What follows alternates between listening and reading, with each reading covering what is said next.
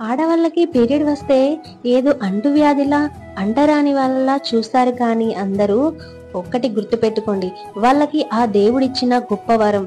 ఎప్పటికీ కూడా కొన్ని గ్రామాల్లో ముట్టుకుంటే తప్పు, ఇంటిలో ఎక్కడో ఒక మూల ఉండమని చెప్తారు. దయచేసి అలా ఎవ్వరూ చూడకండి. మనిషికి బాధ తెలియనంత వరకు భగవంతుడు అర్థం కాడు.